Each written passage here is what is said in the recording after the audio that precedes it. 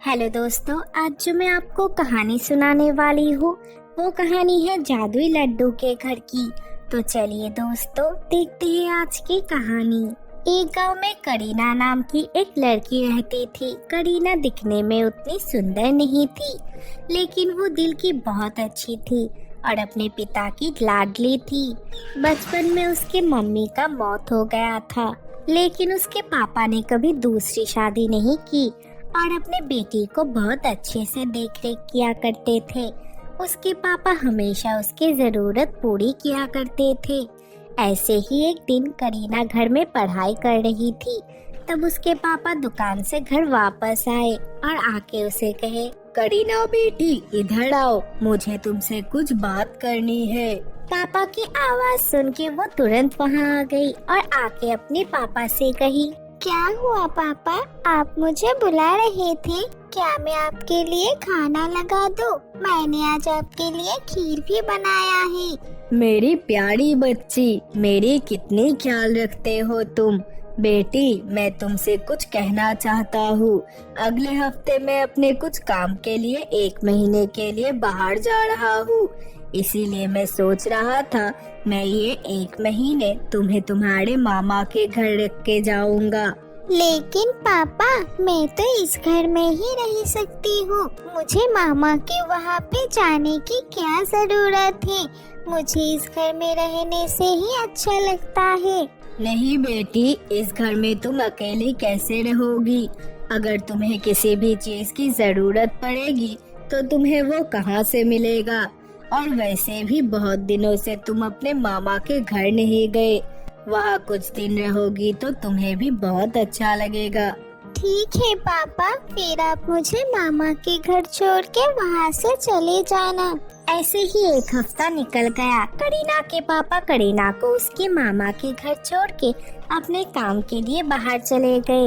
इतने दिनों बाद करीना की मामी शुक्ला देवी करीना को देख के खुश हो गई और करीना से कही, अरे करीना, तू तो कितनी बड़ी हो गई है। कितने दिनों बाद मैंने तुझे देखा। मैंने सुना है तू कॉलेज में फर्स्ट आई है। हाँ मामी, मुझे यहाँ आके बहुत अच्छा लग रहा है। अभी कुछ दिन ऐसे ही निकल जाएगा। जा तू अंदर कमरे में जाके आराम कर। तू इतने दूर से आई है, मैं तेरे लिए चाय बना के लाती हूँ। ये कह के उसकी मामी वहाँ से चली गई। मामी की इतनी अच्छी बर्ताव देख के करीना को बहुत अच्छा लगा। ऐसे ही कुछ देर बाद उसके मामा भी ऑफिस से घर वापस आ गए। फिर वो लोग एक साथ खाना खाने बैठ गए। ऐसे ही करीना के दिन निकलने लगा। करीना पूरा दिन अपनी मामी के साथ ही रहती थी और उनको उनके काम में मदद किया करती थी। ऐसे ही एक दिन वो अपने मामा मामी के साथ बैठी हुई थी, तब उसके मामा के पास एक फोन आया। बात करने के बाद उसके मामा उससे कहे, बेटी, मैं तुझे कैसे कहूँ, मुझे कुछ समझ में नहीं आ रहा है, लेकिन ये बात मैं तुझसे छुपा भी नहीं सकता। क्या हुआ मामा, किसका फोन आया था? आप अचानक से इतने चिंतित क्यों हो गए?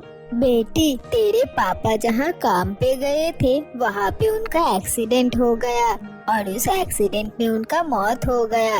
ये सुन के करीना अपने आप को संभाल नहीं पाई और वो जोर जोर से रोने लगी।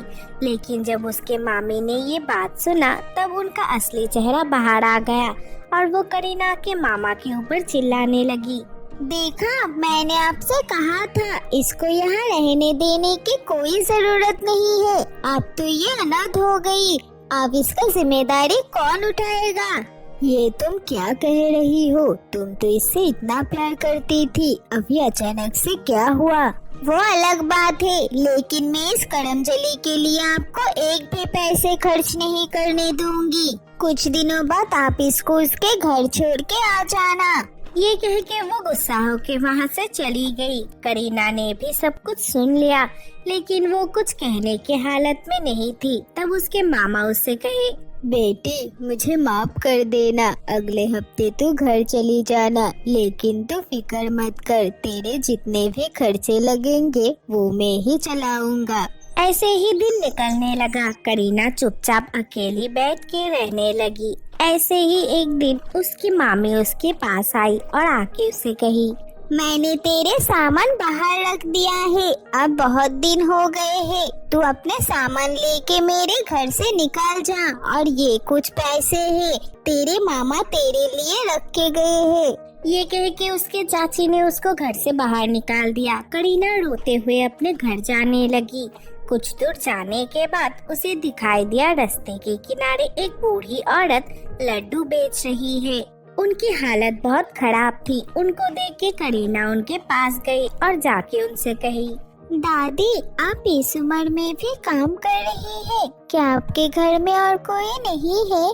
नहीं बेटी, इस दुनिया में मैं अकेली हूँ, इसीलिए ये लड्डू बेच के मुझे जितने पैसे मिलते हैं उसी से मैं अपना घर चलाती हूँ।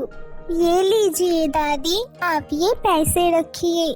ये कह के करीना उसके मामी के दिए हुए पैसे उस बूढ़ी औरत को देने गई। तब वो बूढ़ी औरत उससे कही, बेटी तुम ये लड्डू ले जाओ, खा के देखना, ये लड्डू बहुत ही अच्छे हैं। ये कह के उस बूढ़ी औरत ने करीना को एक लड्डू से भरा डब्बा दे दिया और करीना वो लेके अपने घर की तरफ चली गई।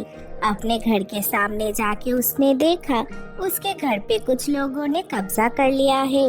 आप लोग कौन हैं? ये तो मेरा घर है। तेरे पापा ने हमसे पैसे उधार लिया था, अब से ये घर हमारा है। अब निकल जा यहाँ से और वापस यहाँ मत आना। ये कह के उन्होंने करीना को धक्का देके वहाँ से भगा दिया। वो अपने घर से थोड़ा दूर जाके एक कोने में बैठ के रोने लगी। तब अचानक से उसको एक आवाज सुनाई दिया। वो आवाज उस लड्डू से भरा डब्बे के अंदर से आ रहा था।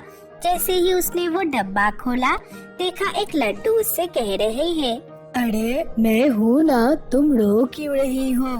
मैं एक जादुई लड्डू हूँ और तुम्हारे साथ क्या हुआ मैंने सब कुछ सुना। तुम बस मुझे इस डब्बे से निकाल के जमीन में गाड़ दो।